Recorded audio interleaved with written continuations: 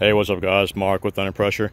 Let's take a look at what's going on with this sidewalk here. Now this one is burned up pretty good. This is actually burn marks. I mean, these are hardcore burn marks. You can clearly see. Let me get down here and show you. You can clearly see how smooth this area is, and then how coarse this area is. This is where they used way too much pressure. Way too much pressure on this concrete. And reason being is they tried to get off this organic stain. You can see here all this organic stain, and they used way too much pressure.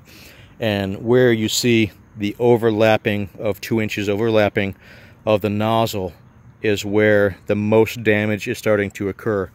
And it's cleaner only because they cut into the concrete. This is not because, you know, blah blah blah, okay? But there's many reasons, but just trust me when I'm telling you what this is here. That's nice. So it looks like we're using a big boy here, a 24-inch surface cleaner. Most likely you already know what brand that is, the big boy there, 24-inch cleaner. But as you can see, all the way down here is burnt pretty good. This is not the city who did this. This is a professional company. I'm not going to give any names because it's not fair to bash anybody, but I actually seen the company over here doing this. This was about what was this? This was about a month ago, roughly. I think it was maybe a month and a half. But trying to find some spots. Here's a good spot. You can tell the actual. You can see the difference in the actual concrete. You can see it's not so bad over here, but over here in the middle, it's burnt up pretty good. That's, like I said, where the nozzle is overlapping. So you can see over here, the organic stain is still sitting there. So let's see. Guys want to know, they always ask me after these kind of videos, how do you stop this from happening? Well, okay, I'm going to tell you, first off, you need to pre-treat.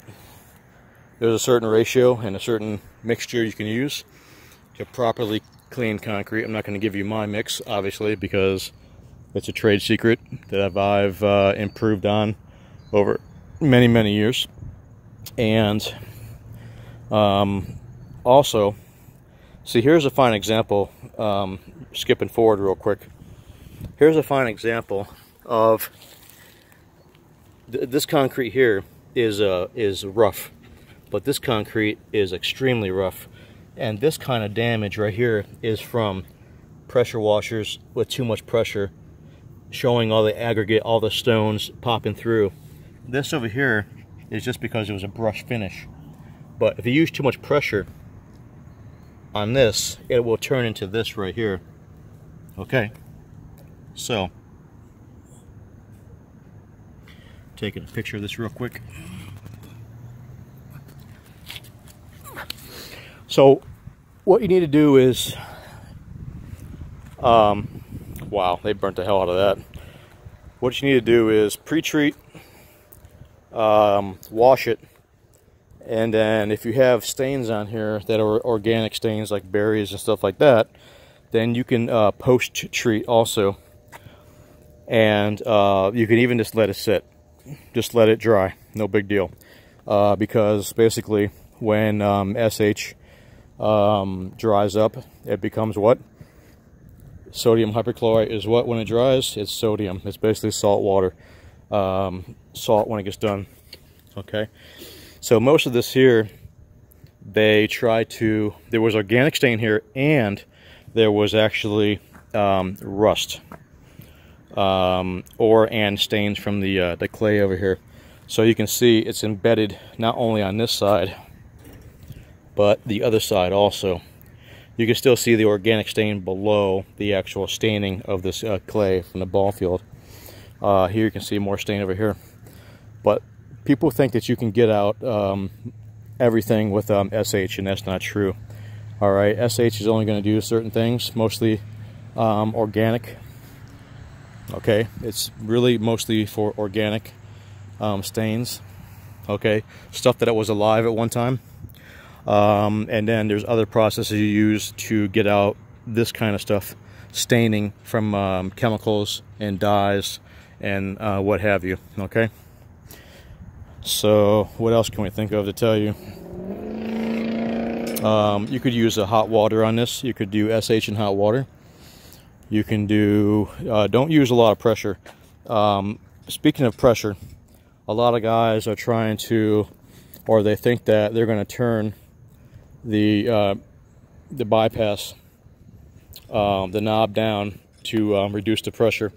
Yes, you can do that, but that puts back pressure on the pump, and what's going to happen is it's going to blow up your pump, tear it up, tear up the belts, tear up the seals, and shorten the life of your pump. Okay, the real way to actually, here's some wand marks right here, back and forth.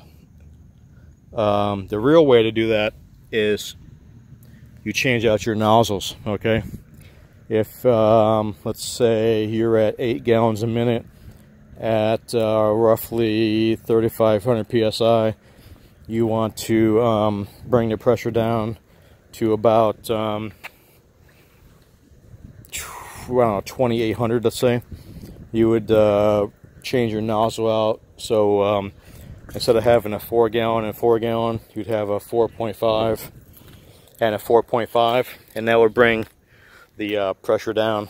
Okay, and then you could try even going further with a 5 gallon a minute.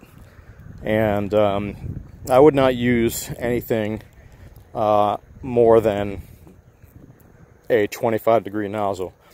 You're going to damage the concrete. You want a 25-degree nozzle. No matter what anybody tells you, do not use a 15-degree nozzle. All right, just don't do it, period, ever. All right, don't change the height of your surface cleaner. Your surface cleaner has a certain set height for a certain reason, and we're not going to get into all that. Just leave it alone and change out your nozzles. If you have a bad spray, or I mean a bad cleaning, and it's not cleaning right, a lot of times you have a clogged nozzle if you could feel a little bit of vibration, or your nozzle is just worn down. Even though you might not see wear and tear specifically in the middle of the nozzle, trust me when I tell you, the sand that's being blasted back off of that nozzle during the operation can reduce the efficiency of the spray easily. Aggregate, stone, sand bouncing off the actual right up in the nozzle itself. Okay, then there's the fact that just the same thing with ball valves, where you can get sand and stuff like that through the ball valve, and it eats away at the actual ball valve itself. It starts to leak. That type of junk in the water, debris at high volume and high pressure, does the same thing to the interior of your nozzles, and it actually does the same thing to everything. Pretty much everything. There's always wear and tear in the system. That's why it's really important to build rigs like I build them. Okay, because all my equipment lasts a lot longer for a reason. All right, we're not going to give you those secrets, because those secrets are my secrets, and there's a reason why my rigs last a long time and they outperform other people's rigs.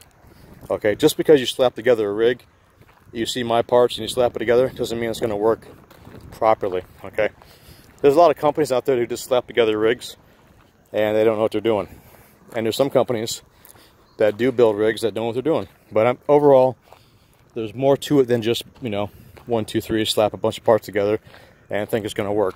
Anyway, I hope that helped you guys out with surface cleaning with concrete a little bit. You don't need to be above, let's say, I don't go above 2,500,